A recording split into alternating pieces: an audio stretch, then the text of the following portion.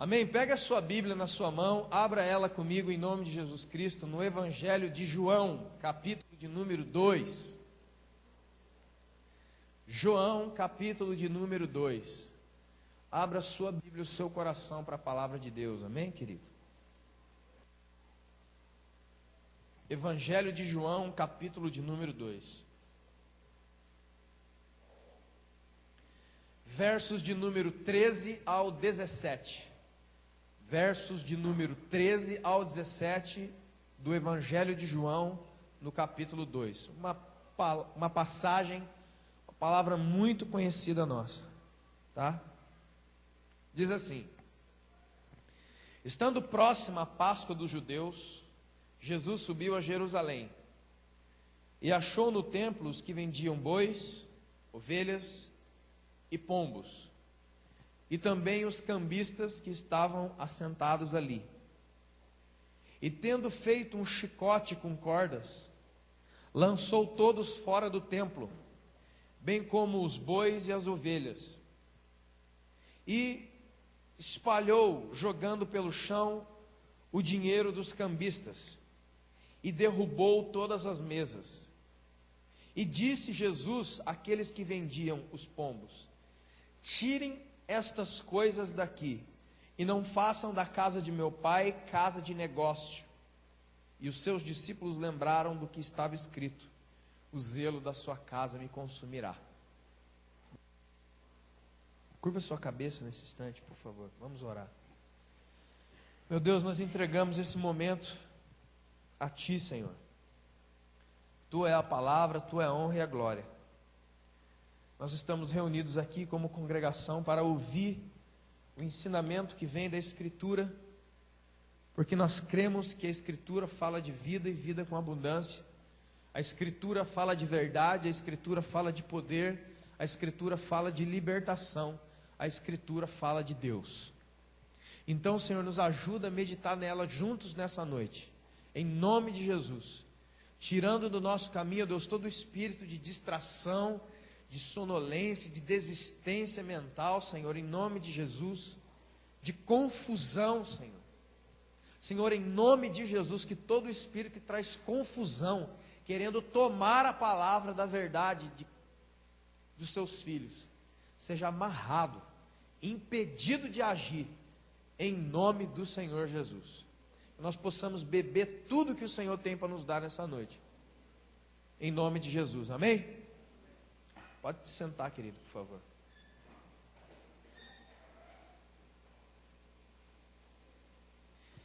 Essa é uma visão estranha de Jesus, né? Ontem nós estávamos em Taubaté com os irmãos falando sobre isso. Porque é um Jesus que a gente, vamos combinar, a gente não quer muito esse Jesus não, porque ele é um Jesus violento. E na nossa cabeça, na construção da nossa mente, Jesus é um bobinho, é um bonzinho, é um fala mansa, é um fala baixo, ele é quase o nosso servo, né? Só que em diversas partes da Escritura, Jesus mostra uma face da sua personalidade que as pessoas realmente se assustavam, como essa, por exemplo. Ou como ele disse aos seus discípulos a seguinte coisa: vocês pensam que eu vim trazer paz para a terra? Eu não vim trazer paz, eu vim trazer espada. Porque eu vim causar divisão no meio da família. Olha, irmãos, isso é uma coisa que praticamente você não pode dizer isso. Porque onde já se viu Jesus causar divisão na família? Não, isso aí está errado, pastor. Isso aí não é verdade, mas é. Porque desde que Jesus veio até os dias de hoje, famílias têm sofrido separações por causa de Jesus, sabia disso? Por causa do amor que alguém tem a Jesus, o outro, os filhos, ou enfim, a unidade familiar, às vezes, ela fica desestruturada. Porque alguém quer seguir a Jesus e o outro não quer seguir a Jesus. Enquanto uma pessoa quer se entregar, o outro não quer. Então, o que vai acontecer? Então, Jesus é uma pessoa perigosa de se relacionar. Por que é uma pessoa perigosa? Porque o verdadeiro Jesus, ele mexe na estrutura da sua vida. Ele balança você. Ele troca você de lugar. Ele tira você de uma vida calma, pacata, confortável, certinha, e vira você com as 4 rodas para cima, vamos dizer, e muda a sua vida. E faz você fazer coisas que você jamais imaginaria. Ele pega uma pessoa que só pensava em si, uma pessoa que só vivia para si, que toda a construção da vida dele era para ele mesmo, e faz essa pessoa ser uma pessoa liberal. Ele começa a dar tudo que ele ganhou. Você vê isso na Bíblia várias vezes. Aquela pessoa que retinha dinheiro, Jesus entra na vida dele e transforma ele numa pessoa liberal. Agora ele começa a dar dinheiro para os outros, ele começa a ajudar os outros. Ele vai perdendo, entre aspas, tudo que ele guardou. Você vê isso muito na Escritura. Se você é um leitor fiel, que não tenta torcer as coisas, você vai ver que isso acontece. Ele pega pessoas que estavam no trabalho, como João, como Pedro, como Tiago, que estavam pescando, outros estavam consertando as redes. Jesus passa, olha para eles e fala assim: ó, você aí, vem, me segue. Pronto. A vida daquele cara acabou. Por isso que o apóstolo Pedro até diz: Senhor, nós deixamos tudo para te seguir. E Jesus diz: não há quem tenha deixado pai, mãe, filho, esposa, trabalho, casas, posses, por amor de mim, que não venha receber nessa vida 100 vezes mais e ainda na vida eterna. Esse é Jesus. Esse é Deus mesmo. Então, qualquer propaganda de Jesus que não altera a nossa vida é um falso Jesus, que era um problema que já acontecia lá na igreja primitiva. Que lá na igreja primitiva, lá na igreja de Atos, já tinha esses problemas. Existia um monte de gente pregando Jesus. Você ouviu falar dos livros apócrifos, os livros que não estão na Bíblia? Principalmente no Novo Testamento, são mais de 47 livros com a assinatura de João, de Pedro, de Paulo, que eles nunca escreveram.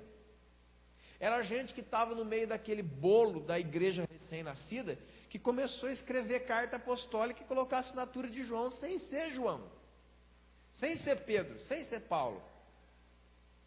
Então, por isso, principalmente, que esses livros não estão no Novo Testamento da nossa Bíblia. Mas essa conversa é antiga. E nos dias de hoje não mudou. É um Jesus que não é que Jesus entra na minha vida e modifica a minha vida para a salvação, não. Eu chego, olho para Jesus, número 1, Jesus número 2, Jesus número 3, Jesus número 4. E aí eu leio embaixo como é como um lanche, como um hambúrguer, né? Que a gente vai comer. X salada, aí tem os ingredientes: pão, carne, maionese, não sei o que, não sei o que. X bacon, pão, carne, maionese, bacon, não sei o que. X tudo, né? Não sei o que, não sei o que. Então nós vemos os ingredientes que aquele Jesus tem e falamos: é esse que eu quero. Esse aí é o Jesus que eu gosto, porque ele tem bacon. Então, tá gostoso, é isso aí que eu quero, isso aí é para mim. Mas eu vou falar para você, humanamente falando, Jesus é um hambúrguer de pão seco sem carne. Porque a Bíblia diz em Isaías 53 que ele era o mais indesejado dos homens. Ele não tinha beleza, não tinha formosura, ele não tinha atrativos que fizessem as pessoas colarem nele uns atrativos humanos. Ou seja, ele era o oposto. Ele veio trazer verdade, ele veio trazer reino de Deus, ele veio trazer céu, ele veio pregar o evangelho do reino. E isso aí mas isso aí não, gente, isso aí não quero. Até o certo dia que ele sobe para Jerusalém e vai para o templo, lugar de sacrifício, templo, lugar de adoração, templo, lugar de meditação, de devoção, de encontro com Deus. E ele entra dentro do templo, esperando ver o quê? Essas coisas que ligam as pessoas a Deus. Ele chega lá, está cheio de mesinha, um monte de moeda, um monte de balança, um monte de boi, um monte de ovelha, um monte de cabrito, um monte de pomba nas gaiolas. E ele faz, olha, a gente não consegue muitas vezes conceber, ele faz um chicote de 3 pontas, de couro. E ó, desce a mamona no povo. Onde que você já viu o Senhor Jesus, o bonzinho barbudo, batendo nos outros com um chicote? Inclusive, a grande maioria dos filmes sobre Jesus não coloca essa parte. Coloca ele assim, chegando, ei, derrubando os negocinhos, parece que ele é um bêbado, derrubando a mesa. Não, ele chegou, olhou, peraí. E Jesus não andava com chicote, a Bíblia diz que ele viu, olhou, analisou, foi lá, fez um chicote e voltou. Ele não andava com a... Jesus não é um Paraíba com a peixeira aqui, né? Não. Ele não andava com armas, com nenhum tipo de coisa assim. Ele olhou, analisou, falou, peraí. E não somente começou a empurrar o pessoal para fora, como começou a pegar aquelas gaiolas e maiar no chão. E bater com o chicote nos bois para eles começarem a correr. E soltar as ovelhas, e empurrar os outros, e os discípulos junto com ele. Os discípulos gostavam de uma briguinha, né? Pedro, gostava de um rolinho. É agora, Jesus, vamos então. Começou uma confusão complicada. E as mesas cheias de moeda de balança, ele juntava assim com as mãos e fazia assim, jogava as mesas para o alto, o bagulho arrebentava para o chão. É um Jesus violento. O que mostra isso? Que Jesus era bom de briga? Não. Mostra qual é o posicionamento da santidade de Deus contra o pecado. É isso que é. O ensinamento aqui é esse. O que Deus faz quando Ele vê a situação pecaminosa? Ele chega e quebra. Ele vai para fora. Só que esse templo aqui, onde aconteceu isso, ele foi destruído 70 anos depois de Cristo. Ele não existe mais. Mas o apóstolo Paulo, em 1 de Coríntios, capítulo 3, ele fala o quê? Que hoje nós somos o templo do Espírito Santo. Já não é mais esse templo que foi destruído. Nós somos o templo. Nós somos o templo. Então, o que é uma vida com Deus? O que é uma conversão? A conversão acontece quando isso aqui acontece. Quando eu sei que alguém se converteu, quando isso aqui aconteceu com ele. Porque a conversão é justamente isso. É abrir o templo, somos nós, para Jesus entrar. E quando ele entra em você, de verdade, ele vai encontrar dentro de você o que ele encontrou 2000 anos atrás nesse lugar aqui. Com certeza. Sabe o que ele vai encontrar? Os seus pecados ocultos. Ele vai encontrar você. E aí, o que você acha que Jesus faz ou deveria fazer quando ele entra dentro de você e de mim, que somos o templo do Espírito Santo, e acha um monte de tranqueira dentro de nós? O que ele faz? Ele começa a empurrar aquele bando de lixo, começa a empurrar o lixo, faz uma caminha para ele no meio do lixo. Aqui está gostosinho. Você acha que Jesus faz isso? Queridos, Deus precisa da casa limpa. Olha a pessoa que está do seu lado e fala, Deus precisa da casa limpa.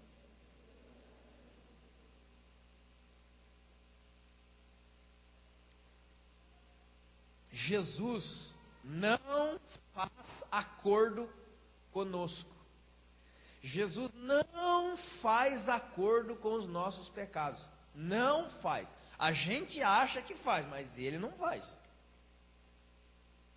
E outras pessoas estão assim, Jesus vai entrar na minha vida, deixa eu arrumar a casa primeiro, para Jesus não ver que a minha casa está bagunçada. Então você entra no templo, antes de Jesus entrar, vê aquela quinquilharia toda, aquele bando de tranqueira, e você vai lá, começa a esconder tudo É como você fazer uma visita na casa do irmão, que você chega desprevenido, né? Essas coisas nunca acontecem, né, irmãos? Aí você chega lá, está bagunçada a sua casa, enquanto o irmão está batendo lá, alguém está correndo, guardando meia, guardando isso aqui, levantando a coisa da cama e chutando a meia para baixo, guardando aquilo outro. Aí a pessoa entra, nossa, que bonitinho. Aí, deixa eu pegar um copo no armário. Não, deixa que eu pego para você. Aí você encosta no armário, pega assim, que se abrir, sabe como é que é? Nós queremos, vira e mexe, a gente quer fazer isso. A gente quer dar uma arrumada para Jesus não sacar a gente. Irmão, em nome de Jesus, para de se arrumar. Deixe Jesus entrar e pegar o lixo do jeito que ele é, cara. Toda tranqueira, deixa lá. Não tente arrumar um negócio para Jesus. Nossa, que templo bonito. Primeiro que Jesus nunca vai falar isso para você, eu te garanto. Vai ter gente que quer fazer isso, cara. Ele quer dar um jeito para Jesus. Olha, eu me lembro quando eu estava no exército. Quem é o exército aeronáutico, essas coisas tudo aí? Forças Armadas. Eu me lembro quando eu estava lá, quando vinha visita de general. Em 24 horas a gente pintava, a gente varria, a gente cortava grama. Qualquer bobinho passaria ali, passaria a mão na parede. Isso aqui você foi pintada 3 horas atrás. Para mostrar para o general. O general ia embora, cair na gandaia de novo. Aí era o batalhão como nós conhecemos. Uma farra. É uma porcariada.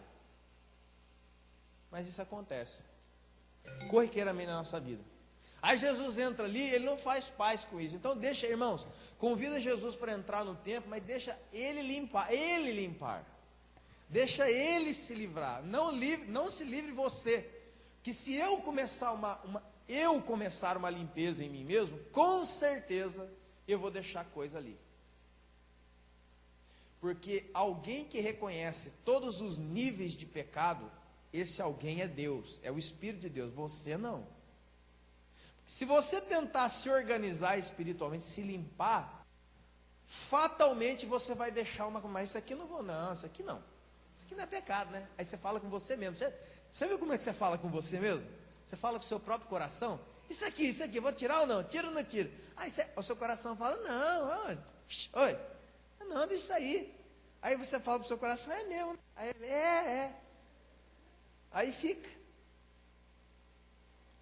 Aí aquele negócio que a gente anda fazendo, não, isso aí a gente já parou, faz 2 dias que não faz mais, é mesmo, vai coração, coração, não, você vê, Jesus é bonzinho, deixa aí. Aí você intoca o negócio de novo. Aí chegando então no final, você guardou um monte de bagulhada que você decidiu que não é pecado. Mas quando você, por exemplo, perguntar para Jesus, ele vai falar, pode desencavar esse troço do terreno, isso aí é macumba. Sabe aqueles caras que enterram macumba no terreno? Aí o crente fala, eu não faço isso não, aleluia, é o fogo. Você enterra as coisas no seu coração, lá no fundo, ou não? Ou a gente não faz isso? Aquela mágoazinha, Jesus quer arrancar fora, mano, quer quebrar, dar uma pique, chutar, jogar lá para fora. Aí você, não, isso aqui eu não tenho mais mágoa não. Aí você enterra lá no terreno. Aí Jesus chega, andando, tem alguma coisa aqui embaixo. Vamos cavar isso aqui. Agora, sabe por que Jesus se irritou dessa maneira? Como foi cantado aqui na canção, achei muito interessante. A Bíblia diz, irmãos em Romanos, que nós devemos, não é faz quem quer. Olha, irmão, a Bíblia não está falando assim, quem quiser, quem tiver um tempo aí, quem achar que hoje você está bem, você faz. Não, a Bíblia não está falando isso, a Bíblia fala, nós devemos apresentar os nossos corpos, a nossa vida, como um sacrifício santo, vivo e agradável a Deus. Não é quem quer, é se você é de Deus, você vai fazer isso. Você tem que fazer isso. Só que essa palavra sacrifício é uma palavra, não, esse negócio é uma coisa fora de moda, esse negócio é chato, vamos trocar isso aí, que agora é alegria para sempre. Aí o que acontece? Jesus entra ali e ele vê os animais, ele vê um comércio de sacrifícios. Foi por isso que Jesus se irritou dessa maneira, porque o comércio que ele encontrou ali foi um comércio de sacrifícios, porque estava vendendo os animais que eram usados no sacrifício: boi, ovelha, cabrito, pomba. Aí você vai lá no livro de Levítico, que Deus deu a Moisés, você vai ver todo um cerimonial, toda uma regra bem detalhada de como eu e você deveríamos fazer um sacrifício. Então, o sacrifício diante de Deus diante de um sacerdote, não era qualquer coisa, não era nas coxas, não. E Deus deixou isso bem detalhado para eles. Por exemplo, você vai trazer uma ovelha, você vai trazer um cabrito para ser sacrificado, legal, então tudo bem. Não é qualquer cabrito, não. Ele tem que ser a primícia do rebanho, ou seja, o melhor dos filhotes que nascerem do seu rebanho, o melhor, o mais sadio, o bambamã, você vai separar ele. E você vai cuidar dele separado de todos os outros. Ele é a primícia, cara, ele é o especial. Ele não pode ter nenhum tipo de defeito no pelo, na pata, ele tem que ser perfeito. E quando chegar a época certa dele, você vai levar ele até o templo em Jerusalém, diante do sacerdote, para fazer o sacrifício pelo seu pecado. Vamos dar um exemplinho rápido. Vamos supor que você morasse em Belém da Judéia. E aí o seu cabrito, a sua ovelha, chegou na hora de fazer um sacrifício. Das duas, uma. Porque você teria que andar aproximadamente, uma distância, eu estou chutando por baixo, andando, daqui em Campinas, em São Carlos ali, no meio do estado de São Paulo ali. Você vai andando com o animal nas costas, ou puxando ele com a sua família inteira, andando até Jerusalém. Então, desde o momento que o animalzinho nasceu, todo o trabalho de anos que você teve para cuidar dele, para que ele ficasse impecável, até o dia da ida, no dia do sacrifício para Jerusalém, essa peregrinação, constituía na sua vida o quê? Muito esforço, muito cuidado, muito sacrifício. E tudo isso estava impresso dentro da lei de Deus lá em Levítico. Aí o que os caras fizeram? Eles, vamos montar umas bancas dentro do templo. Então você não precisa mais olhar qual é a primícia, separar qual é a primícia, cuidar dela muito tempo, levar ela da sua casa até no templo, não precisa.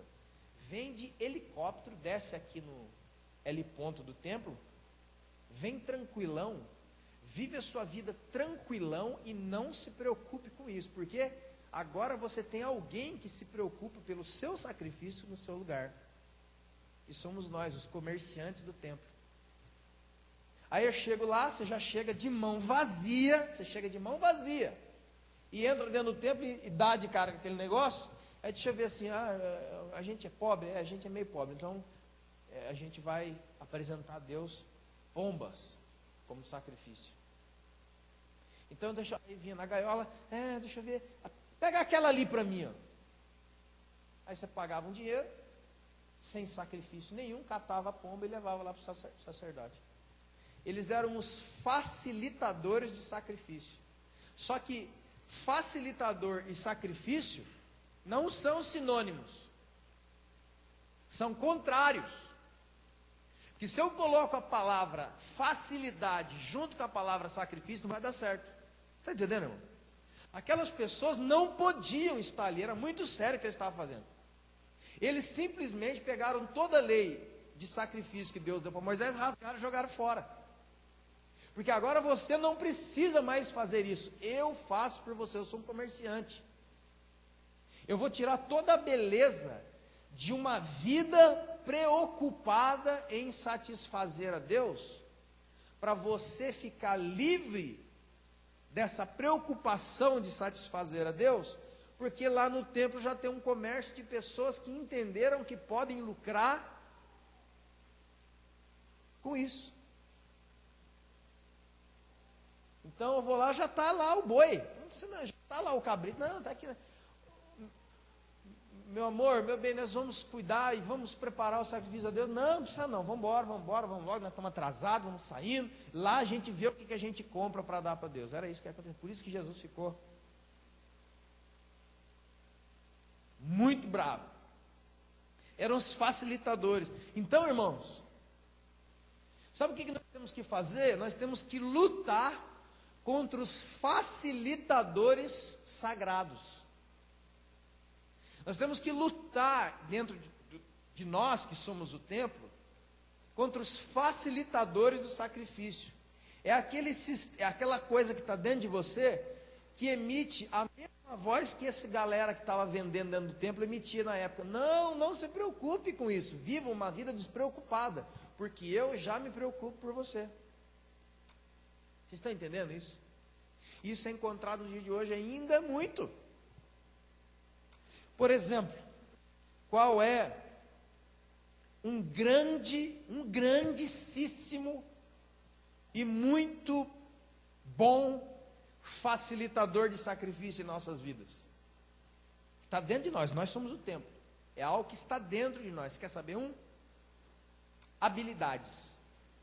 As nossas habilidades podem se transformar em facilitadores de sacrifício, aqueles que foram expulsos do templo.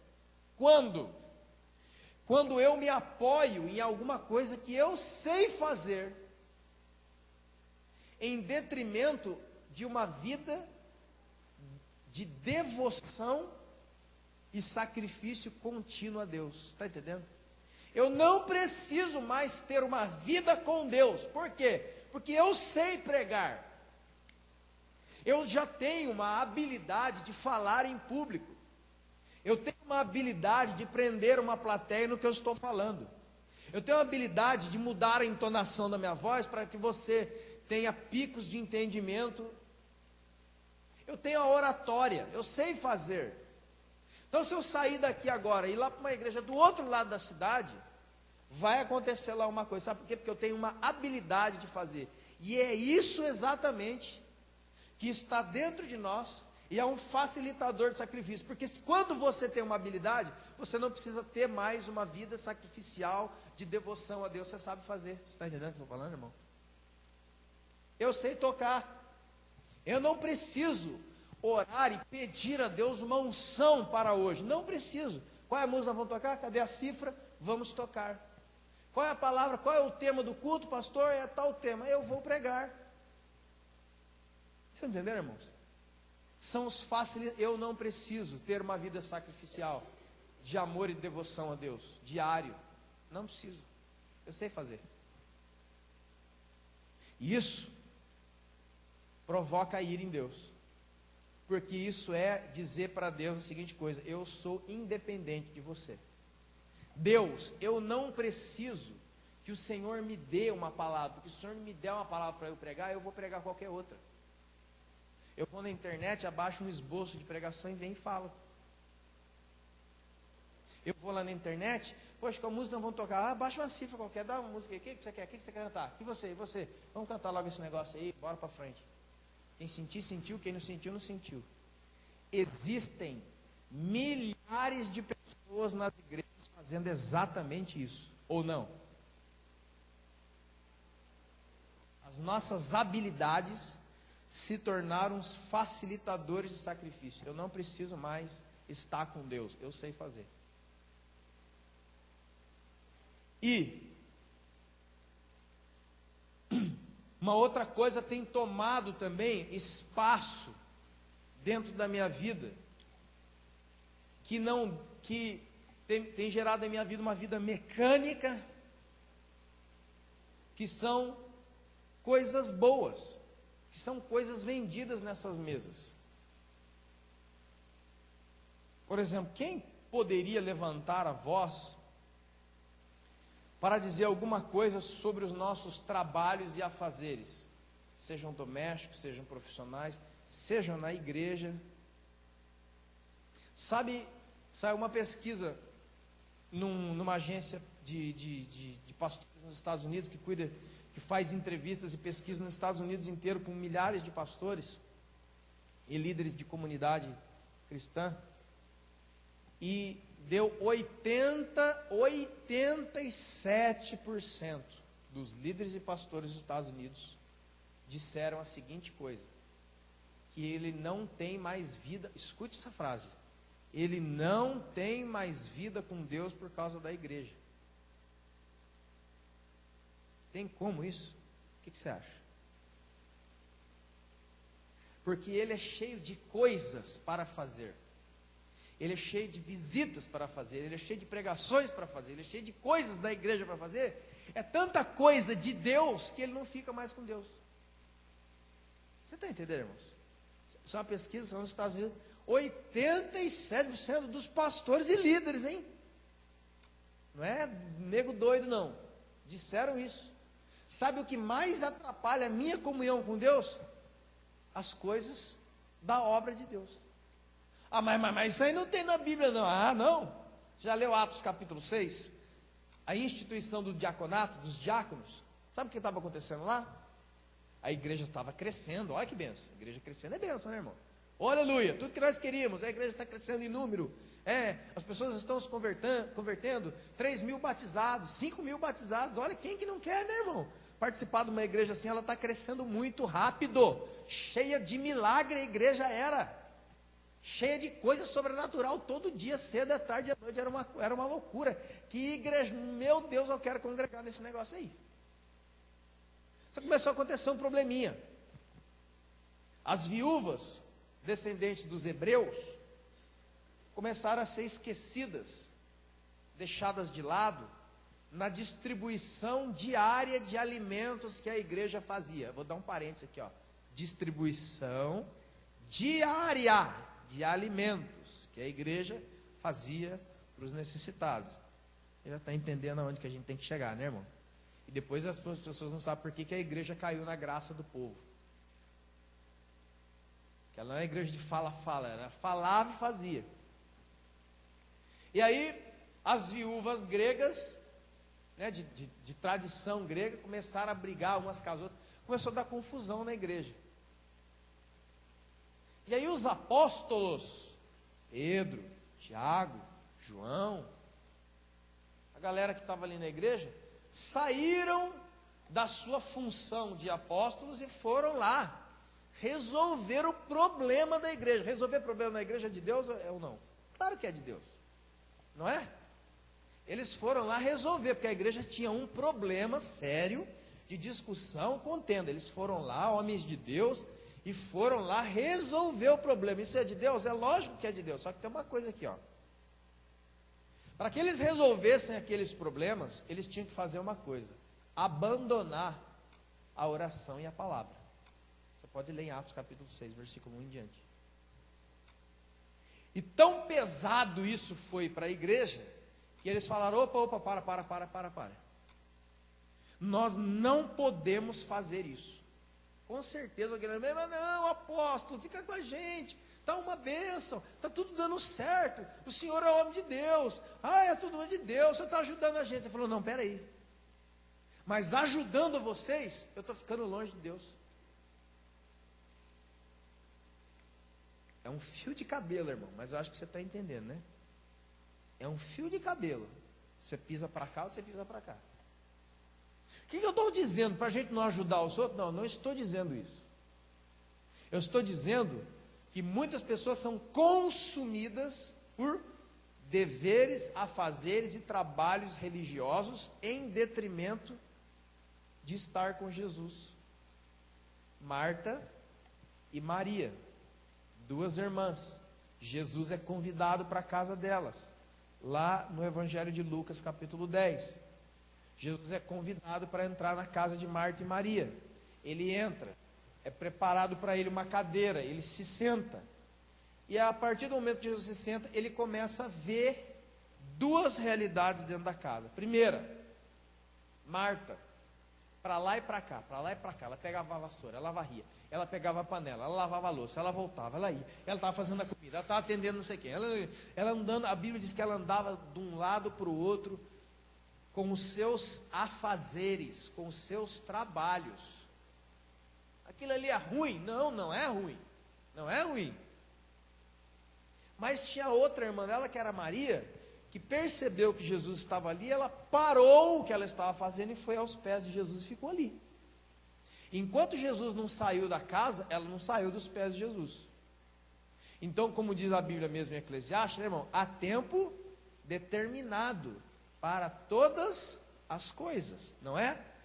Quando eu e você, irmãos, nós não conseguimos arrumar isso na nossa vida, tudo dá errado. Porque nós participamos de uma geração de crentes que quer ser crente sem Jesus. Sabia? Nós queremos um Jesus nominal na nossa vida. Nós não queremos um Jesus relacional. Eu quero um nome na minha camiseta. Um nome para eu dizer no censo do IBGE. Mas relacionamento com Ele eu não tenho. Porque eu não tenho tempo. Porque eu estou muito ocupado. Eu estou muito ocupado com as coisas da igreja. Que é culto todo dia, aí sai todo dia, é isso todo dia, visita todo dia, corre todo dia, e eu não tenho mais tempo para ficar com Jesus. Então os discípulos, os apóstolos falaram, nós vamos levantar 7 homens no meio do povo, que vão se chamar diáconos, e eles vão fazer esse trabalho, porque nós precisamos voltar para a oração e para a palavra, ou seja, nós precisamos estreitar com Jesus. Eu preciso ter um relacionamento, eu preciso falar com Deus. Olha a pessoa que está do seu lado, fala assim, sabe qual é o seu problema? Seja ele qual for, você fala pouco com Deus. Você fica por aí batendo cabeça, tentando resolver,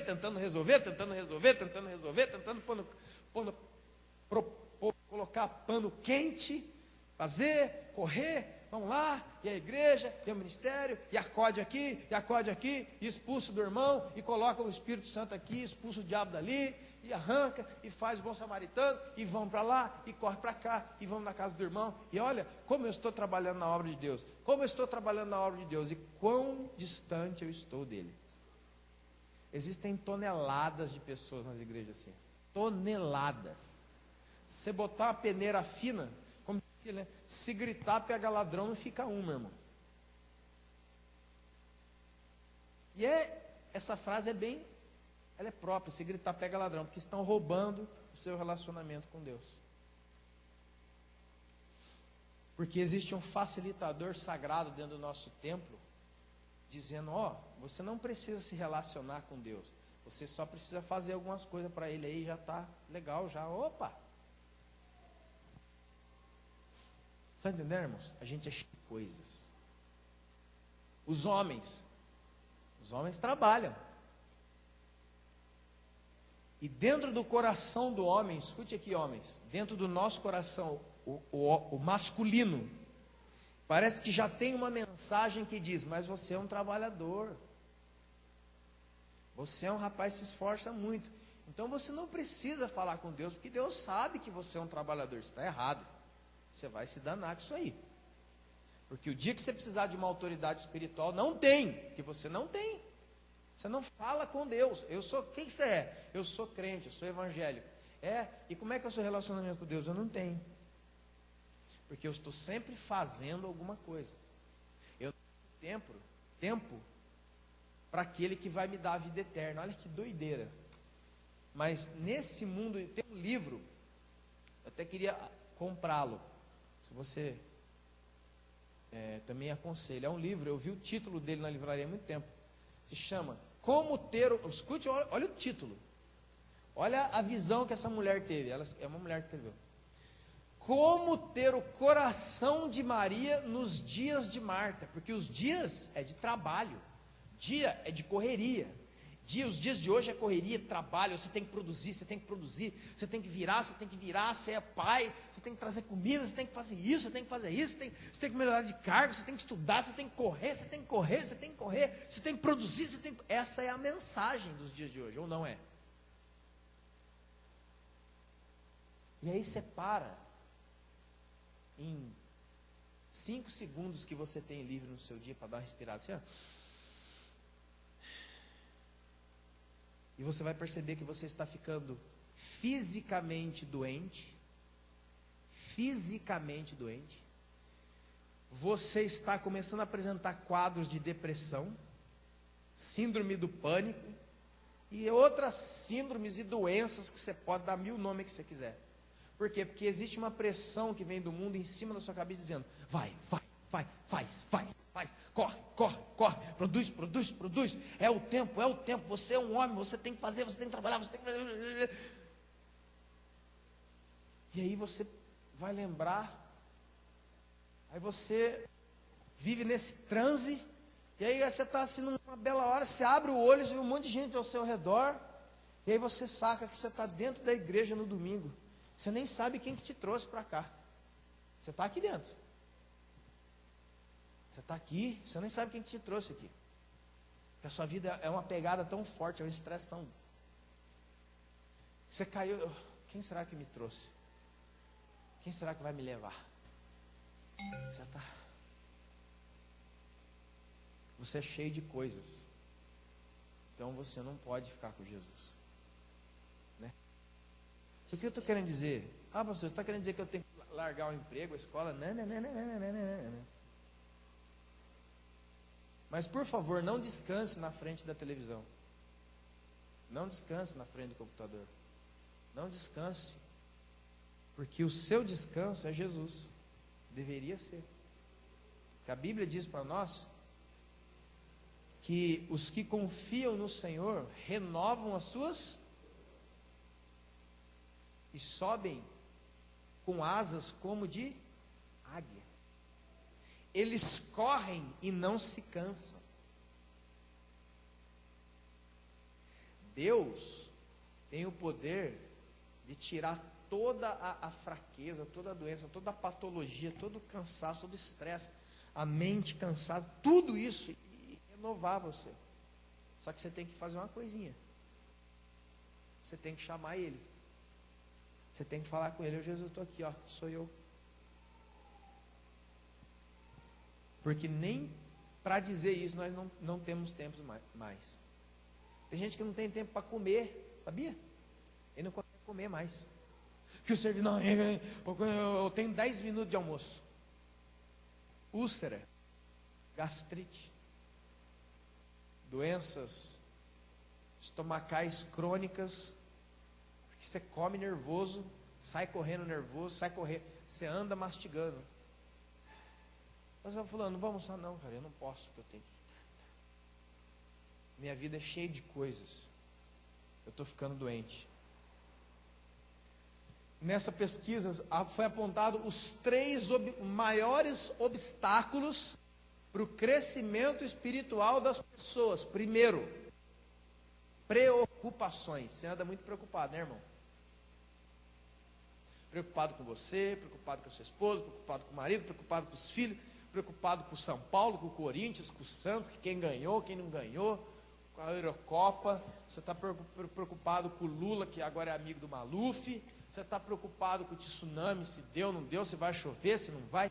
Nós somos inundados, invadidos, inundados por preocupações de todo tipo, grau, tamanho e cor.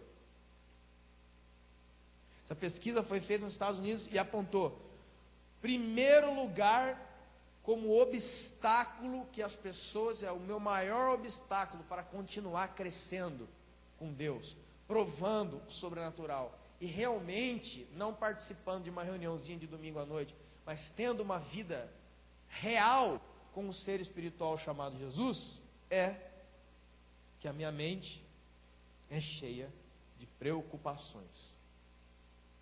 E aí você vai ver Jesus falando: vinde a mim, todos vocês que estão cansados e sobrecarregados, e eu vos aliviarei. Aí você lê e não vai. Ah, eu estou desse jeito, mas eu não vou, viu? Você vai quebrar. Você vai quebrar espiritualmente, você vai quebrar na sua saúde, você vai quebrar. Por que você acha que Deus instituiu o sábado? 6 dias trabalharás e no 7º descansará, porque o 7º dia é o dia do Senhor. Ah, até o sábado é que nem aquela turma ali. Por favor, irmão, não quero nem entrar. Eu já falei que o sábado do cristão é Jesus. Jesus é o sábado. Quem é cristão já está descansando no sábado através da fé. Eu guardo o sábado, amém? Quantos guardam o sábado aí? Levanta a mão. Todo cristão verdadeiro guarda o sábado, porque o sábado é Cristo. Ele é o descanso. A Bíblia diz em Hebreus que através da fé nós temos entrada no descanso. E o descanso é o Shabá. E o Shabá é Jesus. Ele diz: eu sou o Senhor do sábado. Porque o sábado não foi Não foi o homem que foi criado para o sábado, mas sim o sábado que foi criado para o homem, para ele descansar. Você precisa descansar, irmão. Diga a pessoa que está do seu lado, ó, você precisa descansar. Você precisa descansar em Deus. Fala para ele. Fala assim para ele, sabe por que você está desse jeito aí? Você precisa descansar em Deus. Descansa em Deus. Dá uma ordem para a sua alma. Descansa em Deus. Como diz a própria palavra, aquietai-vos, fica quieto. Aquietai-vos e sabei que eu sou o Senhor. Quem aqui não pode dizer a melhora que dá na gente um dia de folga que você pode dormir?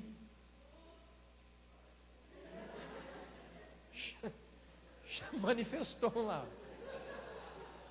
Manifestou, né? Não é demônio, não. Manifestou. Você viu o respiro? É o cansaço. Porque cuidar de criança cansa. Quem é mãe? Que já foi mãe, é mãe. Né? E quando você vê, irmão, você é um cristão, tenha inteligência espiritual em nome de Jesus. Quando você vê uma pessoa cansada, estafada, deixa ele dormir. Para de ficar enchendo a paciência da pessoa no dia de folga, que ele precisa descansar pelo menos meia hora, para ter um momentinho com Jesus. Você vai lá, o que você quer? O que você está fazendo? Deixa eu deitar aí, deixa eu fazer isso aí, vamos sair comigo. O cara está querendo dormir, ele precisa dormir, descansar um pouquinho, ele precisa orar. Sai fora, para de encher o saco, a paciência, desculpa falar isso, mas eu tinha que falar. Para de ficar azucrinando o outro, deixa ele descansar, o corpo dele precisa, a saúde precisa. E quando nós dormimos, o nosso espírito também tem refrigério, queridos. Você acorda outro depois de descansar. Agora, tira o sono do seu marido e da sua esposa e fica...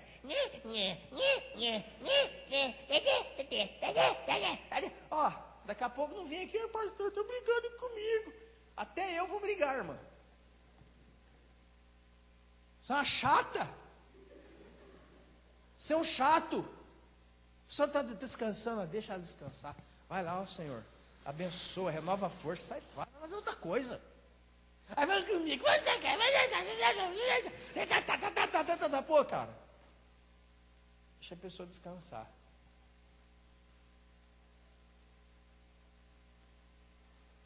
Segundo obstáculo para o crescimento espiritual, falta de disciplina.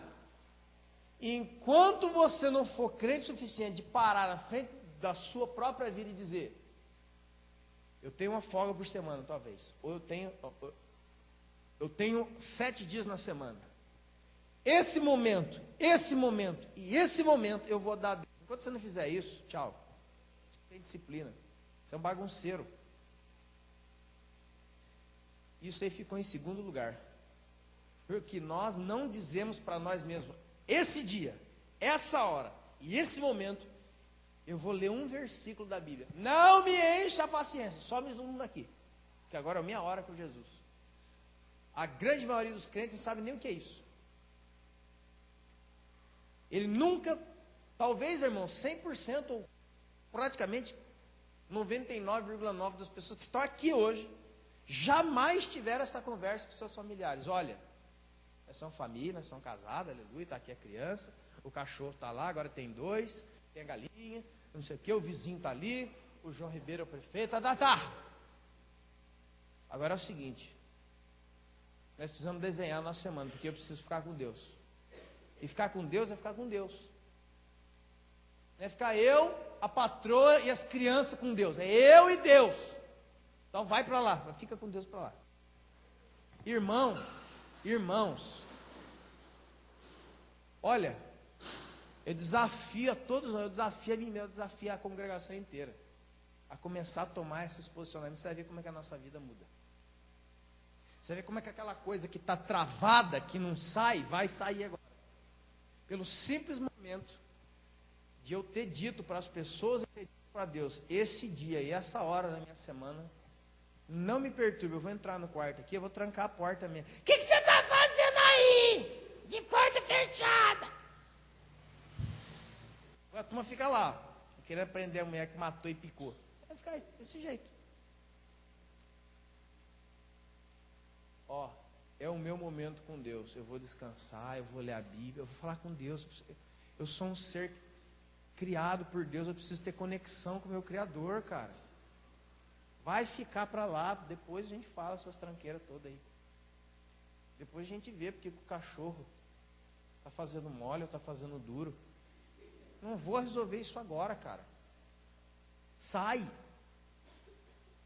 A gente vai ficar, irmãos, diante de Deus, a gente vai ficar saudável espiritualmente, até para ouvir a esposa e o marido, sabia? A gente vai ter equilíbrio emocional e espiritual para julgar coisas dentro da nossa vida, coisas na igreja, coisas no trabalho. A gente vai ter condição espiritual e emocional de ser equilibrado e julgar todas as coisas retamente. Quantos aqui já tiveram que tomar decisão na vida sob pressão? Todo mundo quase. E aí o que aconteceu? Nem me conte. A terceira, as interrupções. Eu falei várias vezes no meio. Pessoas que, olha, eu vou ter um momento de oração com Deus. Mas o que você vai falar para Deus?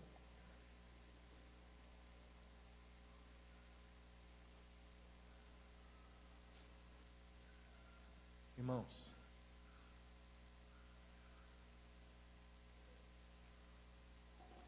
deixa Jesus entrar mesmo. Você é um templo do Espírito.